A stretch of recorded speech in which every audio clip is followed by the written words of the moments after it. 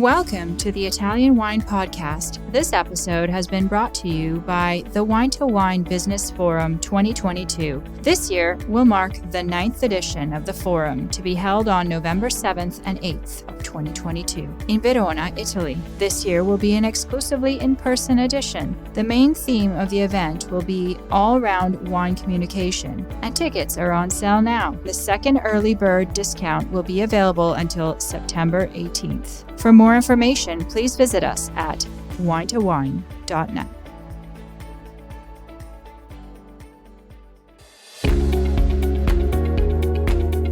Italian Wine Podcast, a Wine2Wine Business Forum 2021 media partner, is proud to present a series of sessions highlighting the key themes and ideas from the two-day event held on October the 18th and 19th, 2021. This hybrid edition of the Business Forum was jam-packed with the most informed speakers discussing some of the hottest topics in the wine industry today. For more information, please visit wine2wine.net and tune in every Thursday at 2 p.m. Central European Time for more episodes recorded during this latest edition of Wine2Wine Business Forum.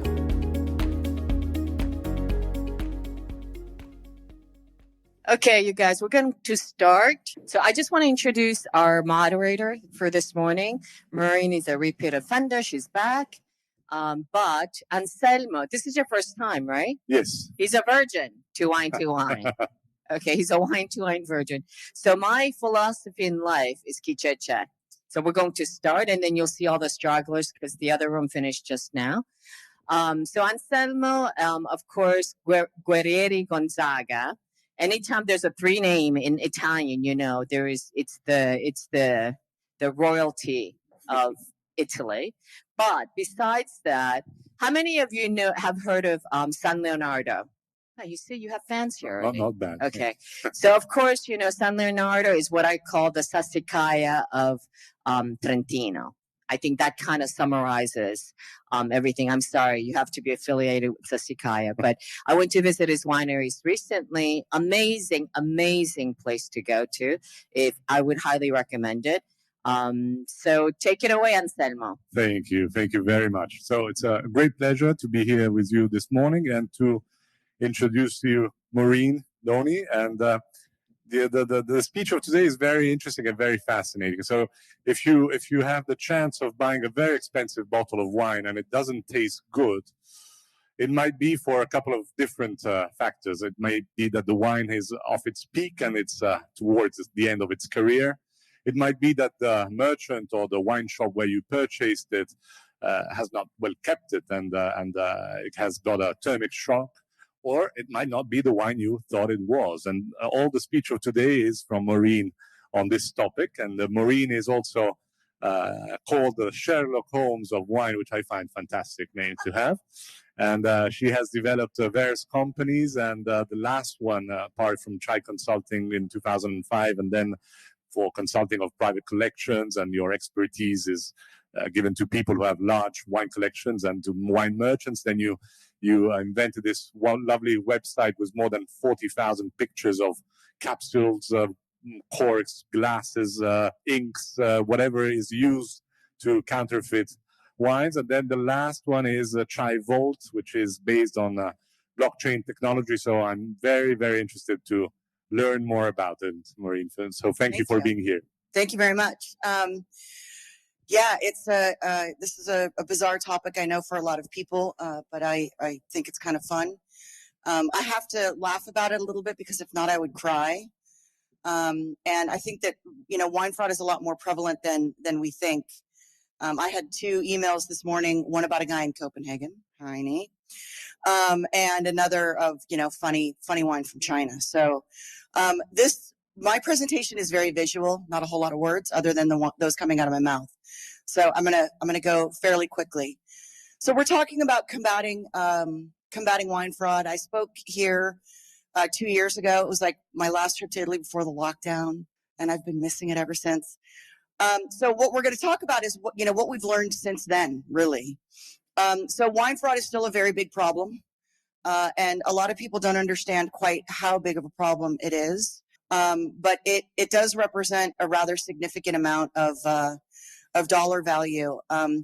What's important to note also is that spirits are an even bigger problem. So it's kind of hard to talk about wine fraud without, from time to time, including spirits. And these numbers don't mean a whole lot to a lot of people until we break them down, which I'm going to do slightly. The World Health Organization recognizes that 20% of all alcohol sold in the world is illicit. So it has not gone through regular channels. It has not, there's not been taxes paid. It's either counterfeit or somehow illicitly found. And that's, you know, when the WHO comes up with 25%, I feel pretty solid that just state wine is at about 20%.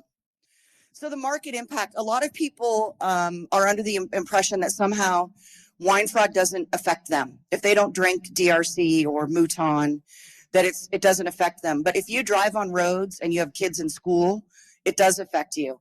As you can see, just in the EU, the governments here are missing out on over $2 billion a year in revenue.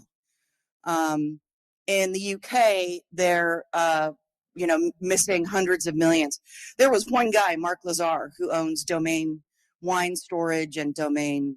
He's got logistics, storage, he does consulting, and he sells wine. When the FBI raided him, he owed $4 million in back taxes to the city of St. Louis.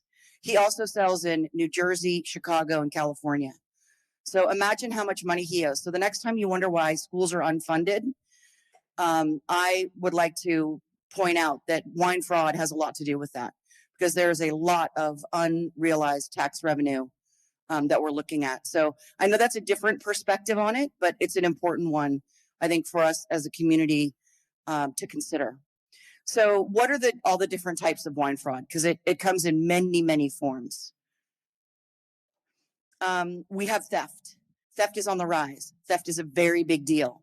People are bold and they are stealing from the producers, not just from other sources. So Egon Mueller has been broken into. Producers in Chablis. Salas was broken into. And then we also have it in the supply chain. Now, I want you to remember this one, because this is from Le Havre in France. A bunch of DRC was stolen off this boat. We will see this stolen DRC again. So it's coming out of the supply chain. There was just recently a group of bandits, we call them bandits, gangsters, whatever, broken up in Bordeaux. They were stealing from negociant houses. So it's a lot easier to break into a negociant's warehouse or a courtier's warehouse than it is to break into the actual chateau. So theft is really on the rise. And it's not just in France. Barolo too. They broke in and stole Barolo and Barbaresco from producers. Obviously, retailers and restaurants are at risk. A lot of people have figured out that wine fraud is really lucrative, and it's easier to steal the real stuff and then sell it rather than having to make it. So we are seeing break-ins all over the world in restaurants and from restaurants and retailers. And this one cracks me up. These guys broke into a hotel in Burgundy and Beaune, and the cops were chasing them down the road, and they were hurling Grand Cru out of the back of the car at the cops as they were trying to get away. Just the picture, somebody's got to make a movie about that, because that visual is amazing. But people are also stealing from private storage facilities and from homes. And this is, again, becoming a bigger and bigger problem. And what's interesting is that we see that oftentimes all of these thefts are being, the wines end up in the hands of the same people. So I don't know if they're like on the dark web as sell your stolen wine here, but it seems to be the same people over and over and over again. Of course, stealing from Ghislaine Maxwell is not something that makes me feel bad, so I had to add that one in there. It's happening in Australia. It's happening in the UK. It's happening in the US. It's happening all over the world. Now, this Nicolas de Meyer man, this $1.2 million of wine that he stole from the CEO of Goldman Sachs from his home in the Hamptons is the same wine that got stolen out of the port in France. Things did not end well for him because he jumped off the roof of the Carlisle.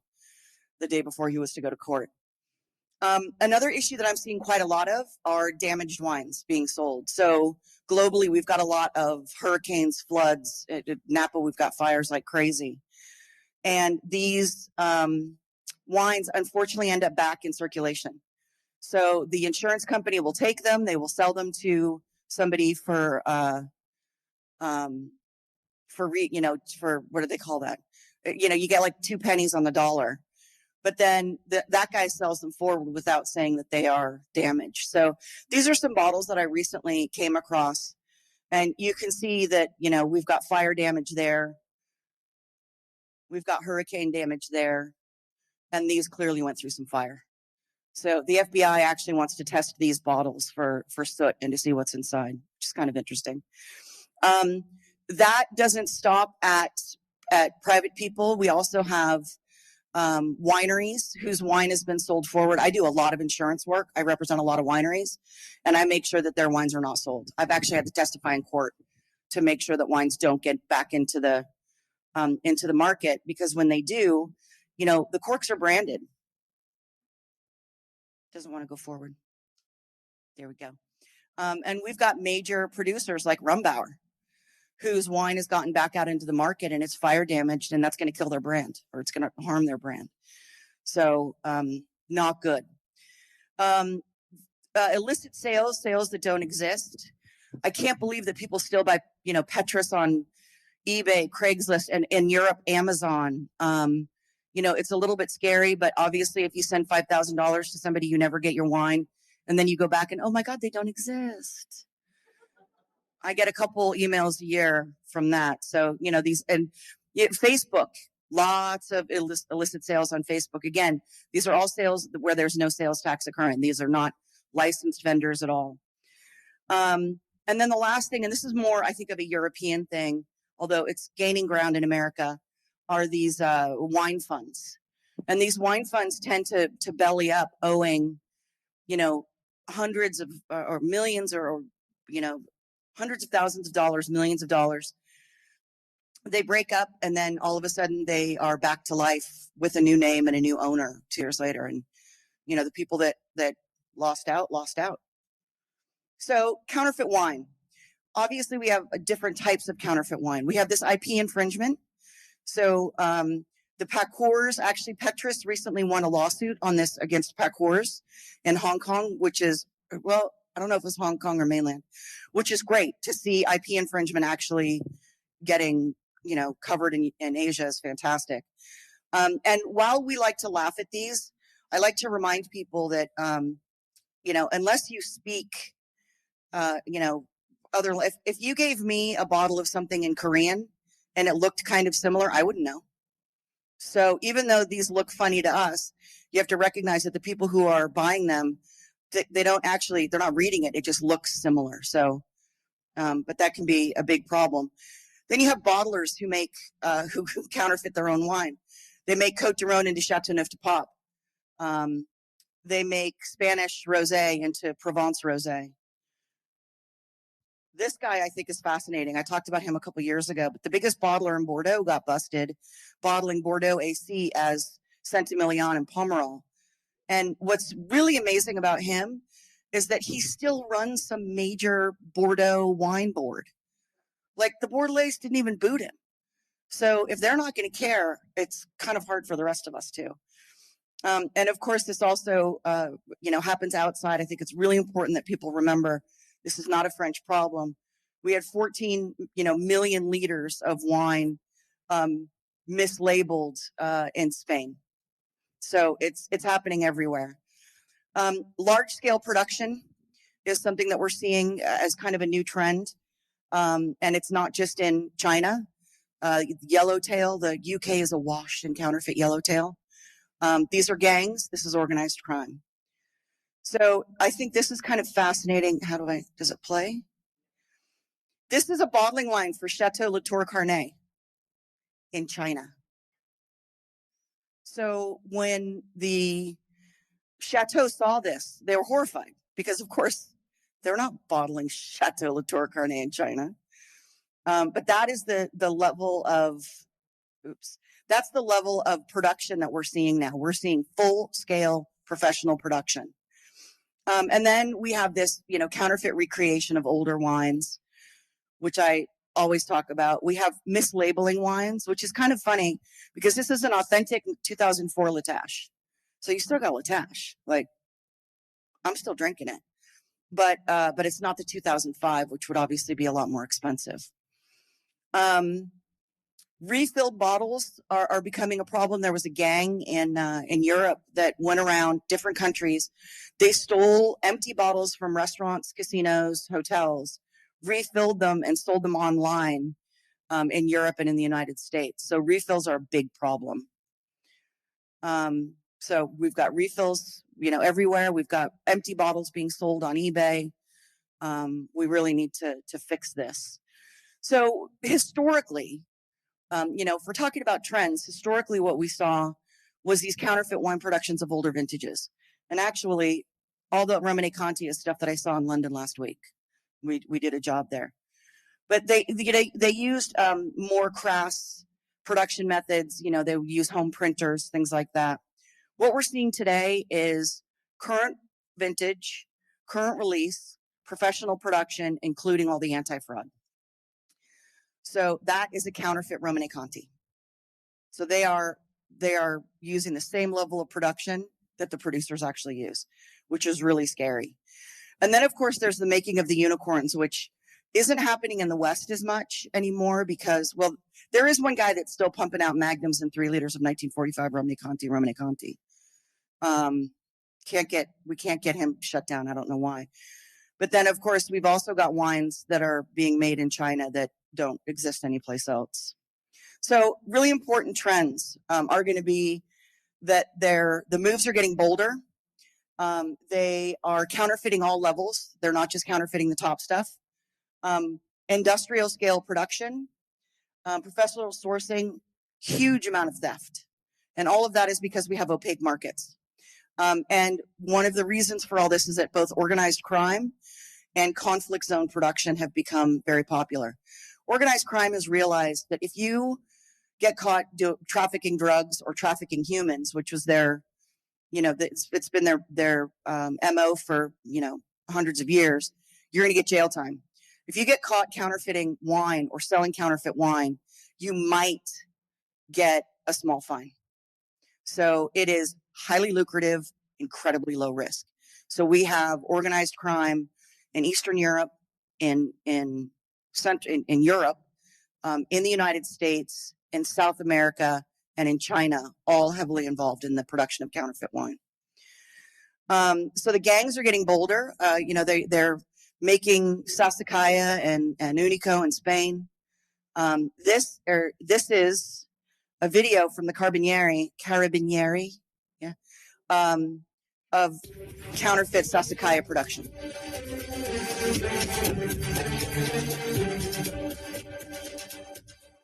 So that bust occurred in 2019.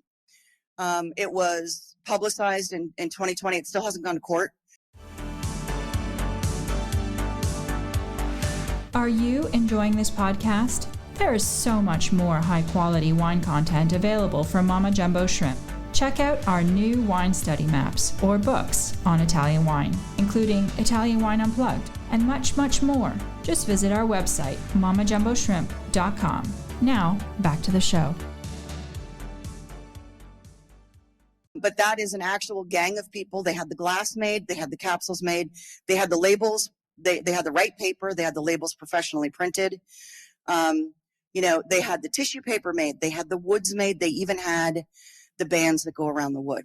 So we're not talking about, a guy in his kitchen anymore. We're talking about highly organized, highly funded people. The largest bust ever in China happened a couple weeks ago. And one of my favorite lines is there's no such thing as a counterfeit wine that doesn't come with a counterfeit tale of provenance.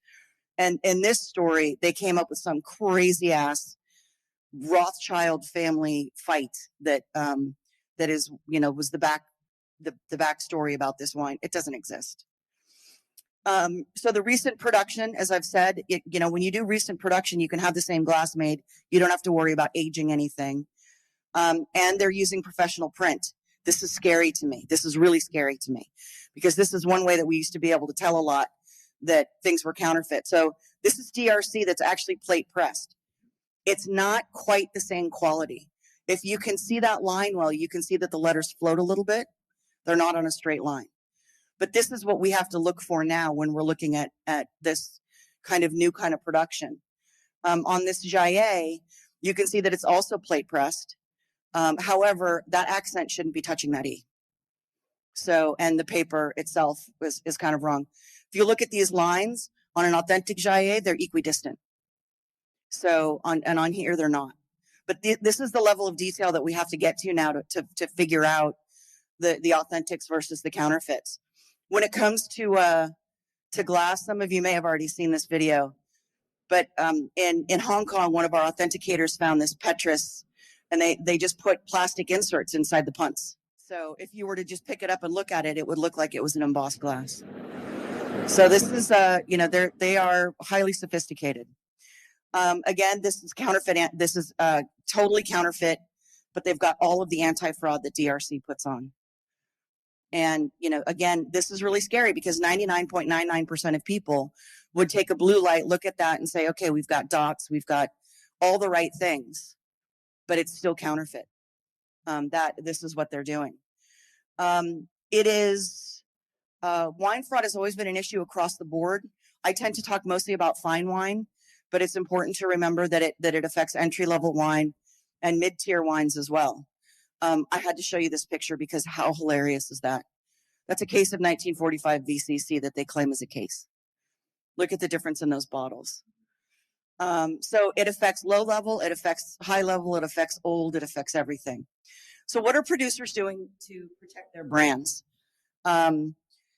Unfortunately, what they're doing is almost all cosmetic. They feel good about it. They feel like they've got anti-fraud. They feel like they've got embossed glass.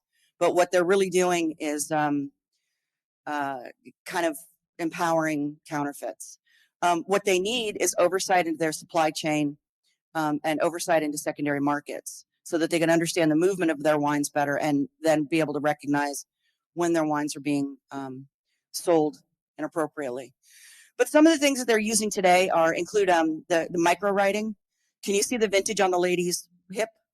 That's Lafite. So there's a lot of different producers using different types of micro writing, which is kind of fun. That's the Margaux, the steps on the side.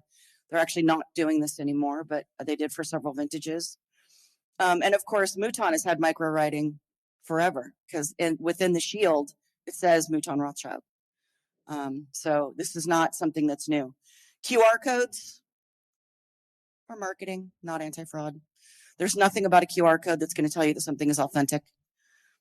The bad guys can very easily create websites that replicate where it should go and what it should say. A lot of producers are using different types of holograms, either in the paper or put on afterwards or in the print. These can be substantiated, used to substantiate refills, because you just take the bottle, refill it, and hey, it's got all the anti-fraud, so it must be real.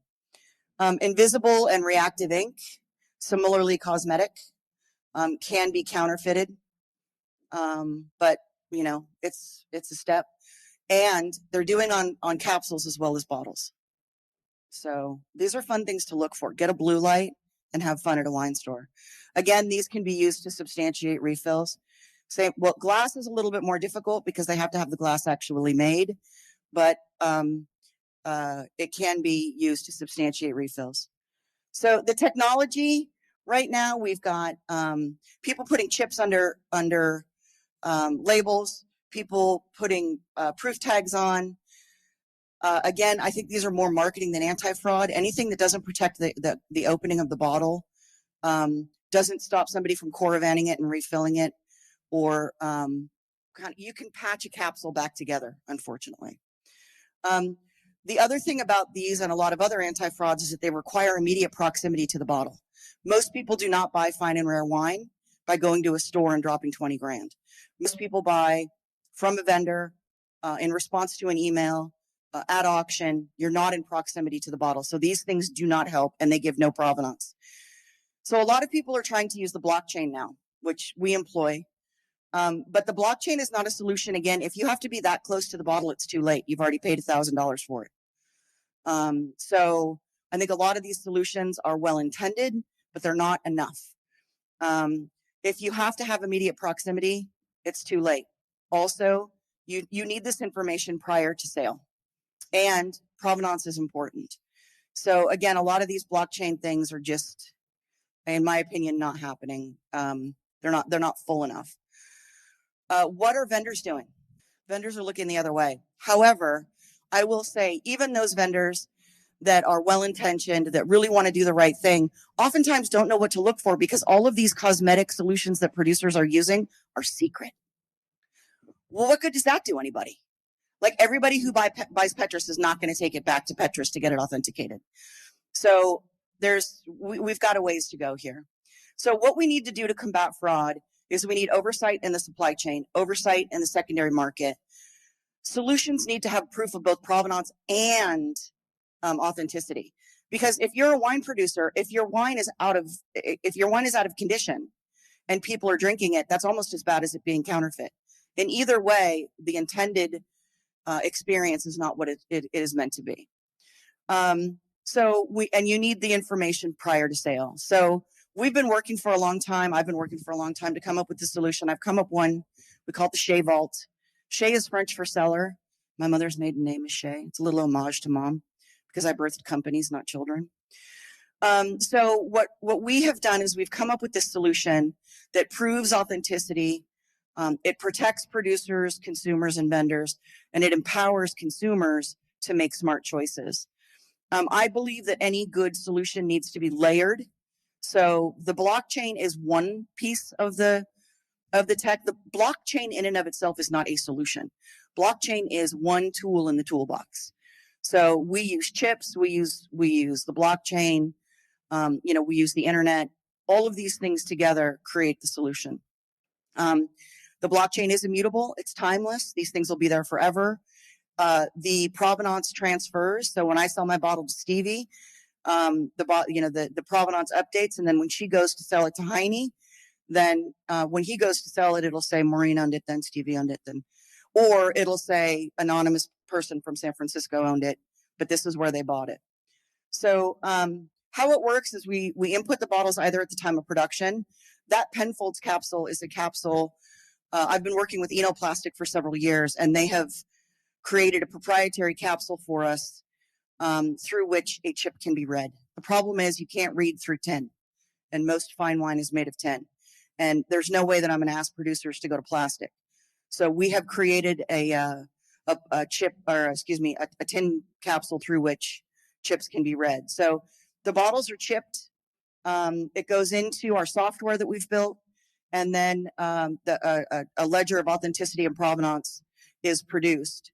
That a URL of that ledger can be placed on either a vendor's sales platform or like a online auction catalog, so that people can click on it and see the actual certificate of authenticity and provenance for that particular bottle, with a photograph of that bottle, with the conditions of that bottle at the time of that sale.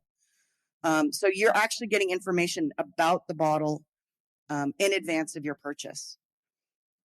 And we include where my Shea Consulting logo is, that square, whoever the company is who's inputting the bottle. So if the producer inputs it, that's also a hyperlink that does all the marketing stuff that a QR code would do.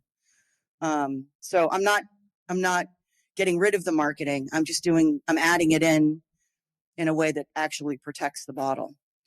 So the great thing about the Shea Vault is that we can put bottles in either at the time of production. The primary vendor or distributor can input the bottles with our secondary market capsule, or they can be inputted by one of our authenticators in the secondary market at any time. I've spent a lot of time in the last several years training people to be authenticators, because there's no way that I'm going to tackle this world of wine fraud. We need an army. So I'm building as much of an army as I can. And we currently have authenticators who are trained and who are certified in Hong Kong, both coasts of the United States, London, Dijon, Beaune, outside of Geneva, Zurich, and Brazil. And we've got other people who are training all over the world, and it's kind of fun. The program is invigilated by Siobhan Turner, Master of Wine. Hooray! She just got her MW. And prior to working with me, Siobhan she was the executive director of the Institute of Masters of Wine for 8 years. So she knows a thing or two about teaching people about different parts of wine. So that's the small army that we're building to fight the blight. It's a crazy topic. It's an interesting topic, but it's a topic that everybody needs to be aware of. I would ask that you all recognize that it's a problem, talk about the fact that it's a problem, and work with, we need to work within our industry to recognize the problem and combat it, because putting our heads in the sand isn't getting us anywhere. So that was my quick 30-minute bam presentation. Thank you very much. And hopefully we have some questions. I know that was fast. Absolutely. It was fascinating to listen to you and to see the various different, because we always think of counterfeiting in terms of the classic changing the label, but you showed us so many different sides of this business. So it's really interesting. I don't know if anybody of you have a question for Maureen or from the internet. Really insightful presentation. And like you said, there's a lot of things that I didn't necessarily see at first. The most shocking was to me was the yellowtail, which I did not think would be counterfeited. And based on that, I was wondering what future trends in terms of like maybe wines that are becoming popular might we see that might be on that pathway of counterfeiting, because that's something that affects more people than just the ones that have a lot of money to make these big sellers. Right. So, if you think about people who counterfeit money, they either counterfeit a couple big bills or lots and lots of little bills. So the guys who were counterfeiting the yellowtail was actually a Chinese gang. And they literally just wiped out London. They got their wines everywhere. I would say anything that becomes popular automatically gets counterfeited. I mean, if it's the next hot thing, as soon as Miraval took off, that started getting counterfeited. So I would say that whatever the next trend is, that's right for, the crooks are going to sell what's going to make money. So they're either going to do high end stuff or they're going to do what's selling a lot.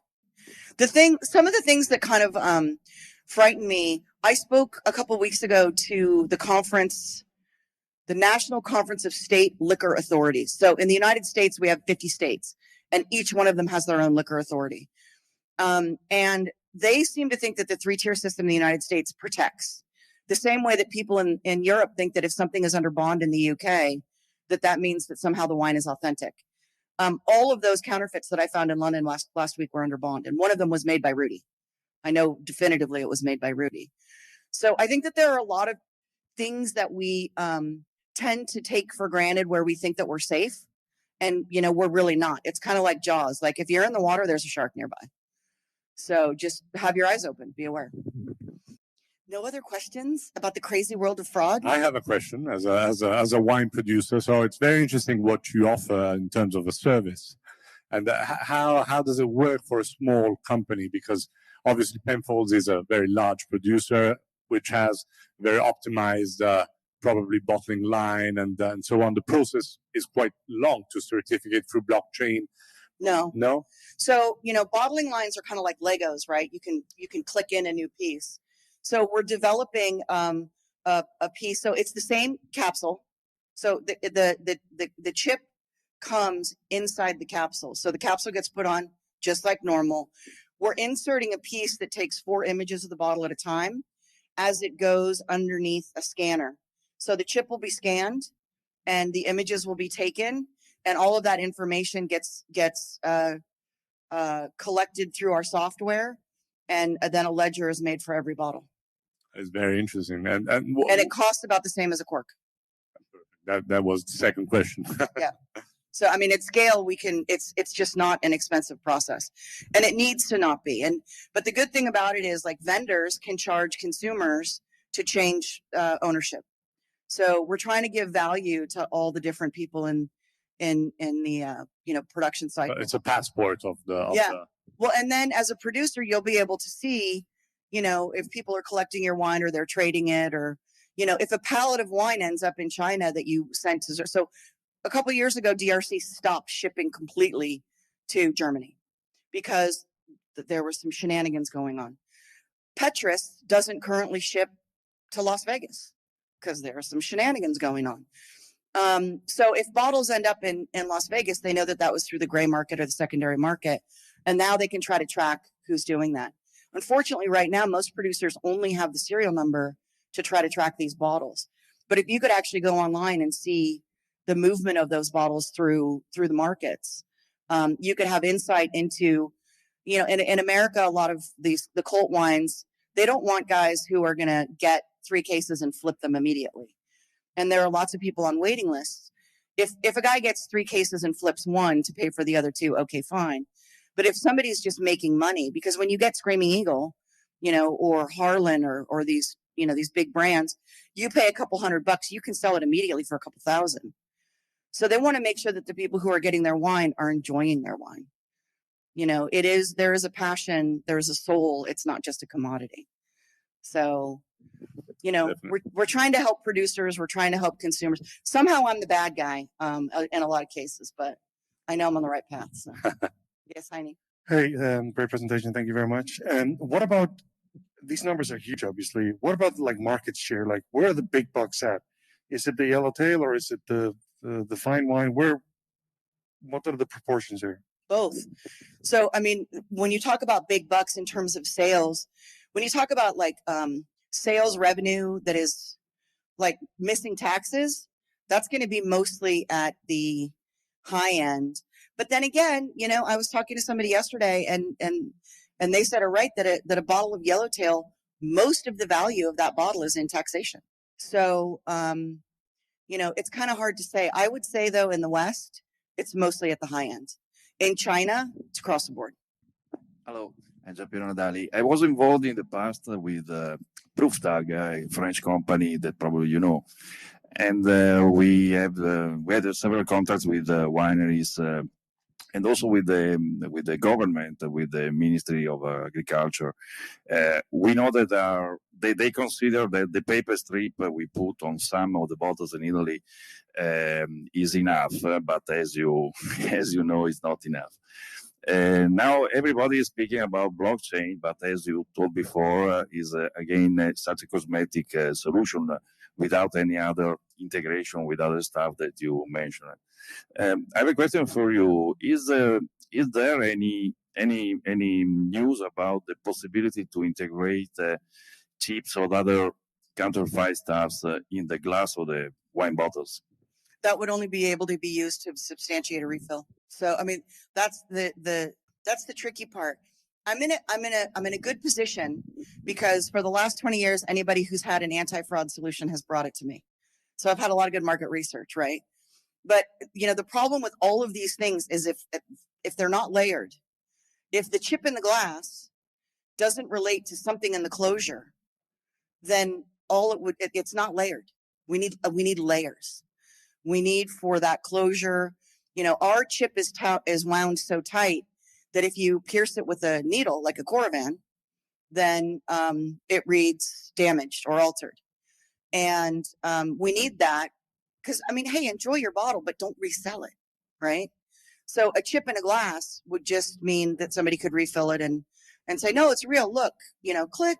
Thank you so much. So when you put the chip under the capsule, it's not possible to take out the capsule, put in the needle, let's say, empty it, and then re-put on the capsule. And no, that's not. You destroy the chip. You destroy the chip. If you lift it off, you destroy the chip. Perfect. Yeah. So that's Silicon Valley is called Silicon Valley, not Silicon Valley. Silica is glass. So if your chip is made properly, it'll damage. Now, what we're fighting about, or what we're battling, is that means that if you hit the top of the bottle really hard, it could also be damaged. So these are technology issues that we're going to have to work out. But it's not like we're going to find a solution and then stop. will constantly be evolving. Got to start somewhere. Very, very interesting. Well, thanks for coming, you I guys. actually have a question. Okay. Yeah. So, number one, they're twofold. One, are you working with any Italian wineries? Not right now. I'm talking to some. Okay. And my second question is, are you using the same chip, quote unquote, whether you're using, like Chateau Lafite or Yellowtail? Are they the same? Are you offering the same service? So those are two different. And also Yeah. cost structure. Okay. So things like Yellowtail, when you look at a company like Penfolds, they have a lot of different wines. They don't need a ledger of authenticity and provenance for their entry level stuff, right? Yellowtail does not need a ledger of authenticity and provenance. What they do need is to know. They need to know that when they send something to the UK, this palette can be scanned, and yes, that's actually in the UK. So that's palette. Well, it can also be by the bottle. You can scan an entire palette. It's funny. We're using library technology. This is literally libraries have figured out how to scan like whole things of books. So, but that will be cheaper. That won't cost as much it's the same. It'll be cheaper because they don't need the extra back end. It'll be a simpler solution. But no, we're going to use the same chip, because for us, the more that we use that chip, the cheaper it becomes. When we get to the point that I think right now our chip is like 20 cents, but when we get to the point that we're getting millions and millions of them, it's going to be a penny. So it won't matter, So 20 cents per bottle. The chip is 20 cents to me right now. Right. And then what about the service? So we're going to charge, because it's not a matter of just putting the cost of the chip, right? So no. So for the primary market, the chip will go in the capsule, right? And we will charge about the same price as a cork. So about €1 per bottle. And that includes the service. Okay. For lesser producer, and is there a minimum quantity level for that? Yeah, we're going to get there. We're in development. Right. But I'm just asking you questions that a producer would ask, yeah, right? Because it's all about also the cost. Everyone would love to track their bottles. Also, not just in terms of counterfeiting traceability, but just in general, even from a market. To understand how they move. Yeah, where is the product going from? Where to whom? Exactly. It's terribly interesting. But I think in the end, it will be especially the lot of the Italian wine producers, they're small and medium, right? They're family owned, and it will come down to cost. Right. And it'll still be about the cost of a cork. Yeah.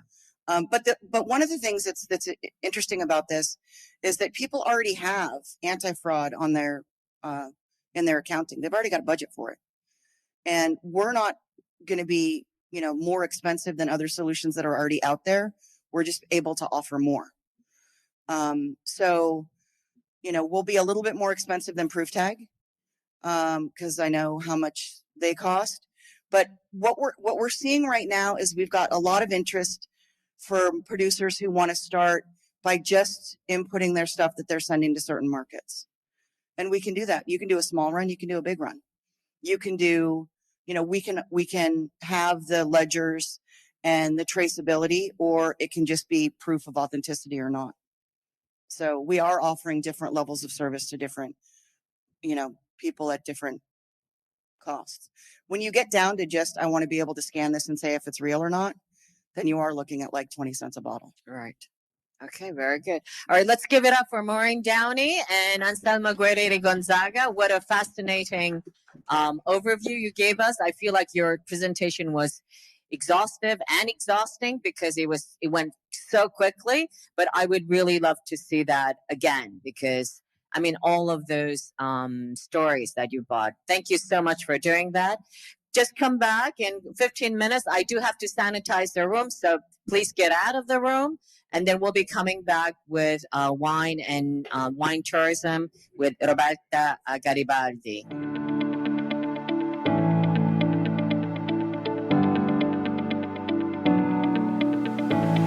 We hope you enjoyed today's episode brought to you by the Wine2Wine Business Forum 2022. This year will mark the 9th edition of the forum to be held on November 7th and 8th, 2022 in Verona, Italy. Remember, the second early bird discount on tickets will be available until September 18th. For more information, please visit us at wine2wine.net.